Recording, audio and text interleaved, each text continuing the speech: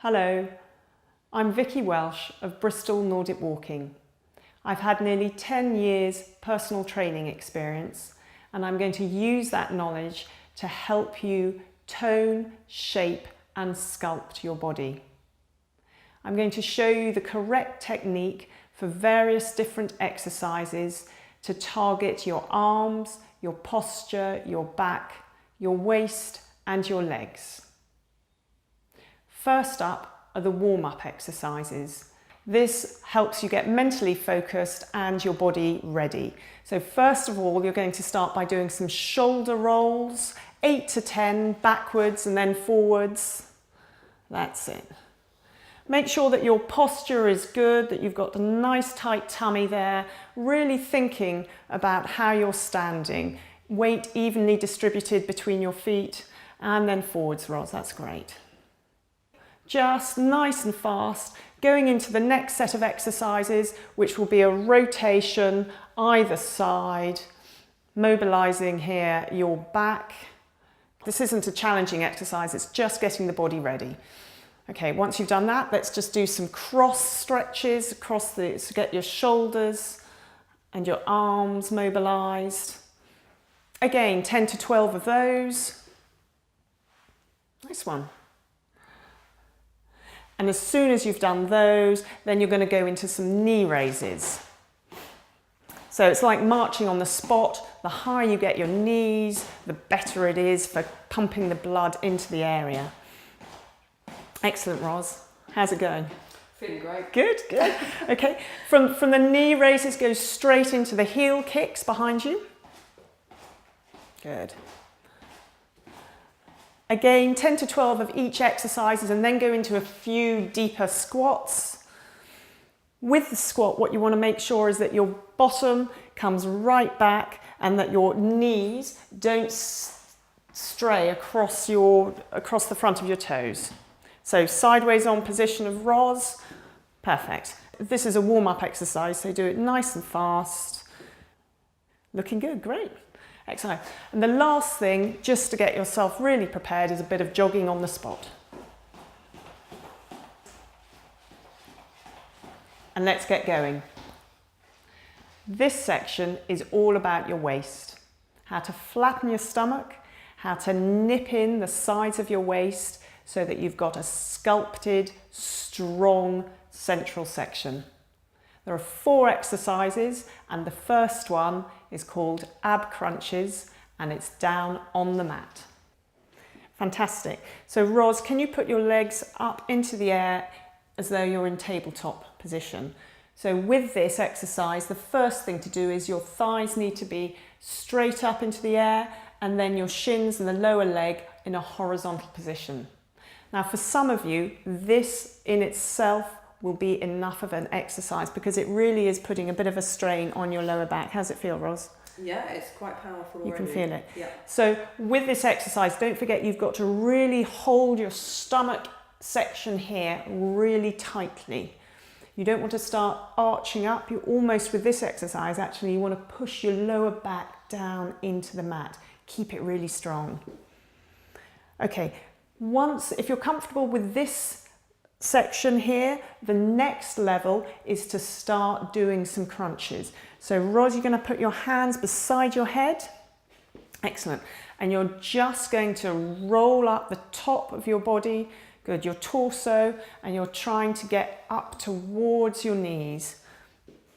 One area to focus on is that you don't drop your chin down to your chest. Can you see Roz is keeping a nice amount of space there? It's almost as though imagery wise you've got an orange tucked beneath your chin to keep that area there nice and strong. Good. About 3 more, Roz. 1, nice one, 2, and the last one, 3, and you can relax. So those are the oblique crunches. They really help to flatten your stomach. The next exercise is the side plank. And there are going to be 3 options for you here. And Roz is going to demonstrate all 3 for us. Aren't you, Roz? Yes, I am. The first section of the side plank is the beginner level. And this is where you're going up on your knees. So you need to be in a nice straight line. I'm just going to come round to the back here. So with this, Ros, you need to have your knees bent so that your heels are behind your knees. Good. And you're going to you're going to come up into a straight line. So you're going to lift your hips up, but that's right, above you. And the idea is that you've got your weight in your upper body going straight down through into your elbow. So make sure that your elbow is really directly below your shoulder. This is challenging your oblique muscles, or what a lot of people call the love handles. And again, it's a static exercise. How are you feeling there, Ros? Glad to be getting rid of my left hand. It's a static exercise, and you really will feel this in the middle area. You need to keep your stomach pulled in. It's a static exercise, this one, but now I'm going to show you levels 2 and 3. Okay, Ros? Okay.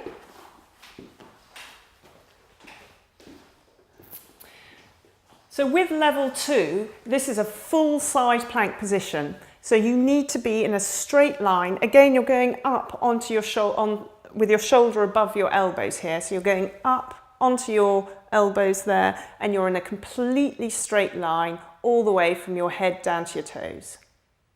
So you can hold that now for as long as you like.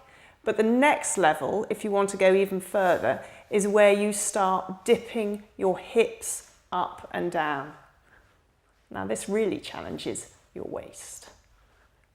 You want to do a nice big movement, go down as low as you can and as high as you can, each way. If that's not enough for you, I'm going to show you one other advanced technique that you can do.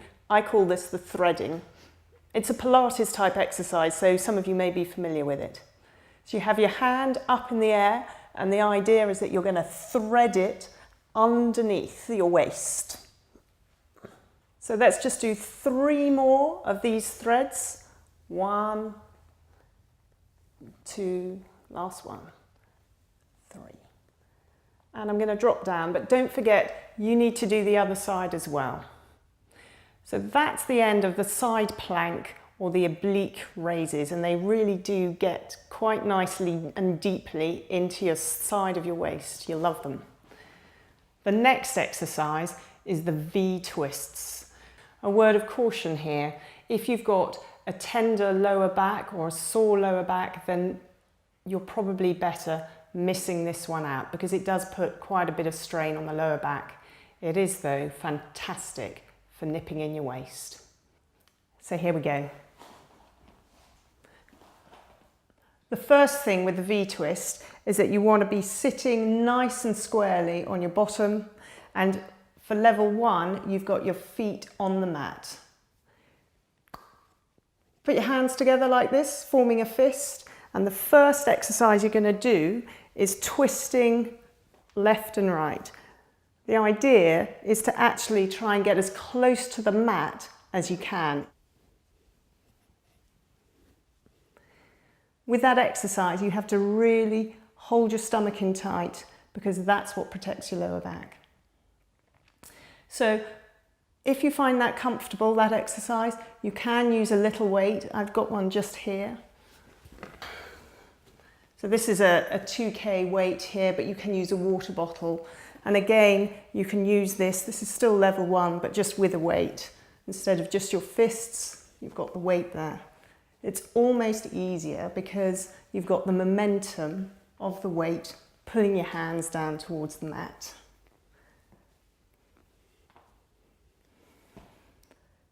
If you're ready for a more advanced level, then you need to lean back a little bit more, keeping your stomach really tight, and we're going to go up. I'm going to cross my legs for this one because it gives me a nice straight position, but basically you're pivoting on your bottom. I'm going to take the weight again, but you don't need to. You can just use your fists, and I'm going to show you again 10 of these. You've got to keep your balance, and you've got to keep your stomach in, and a nice steady rhythm. Typical me, I've forgotten how many I've done. I'm going to do 2 more. 1 and 2. And we'll leave it there. So we've got one more exercise left to do in this series of waist exercises. And this one Ros is going to do, and it's called the leg drops. The idea is that it really helps to flatten your lower stomach. It's a corker to finish with. You're going to love it.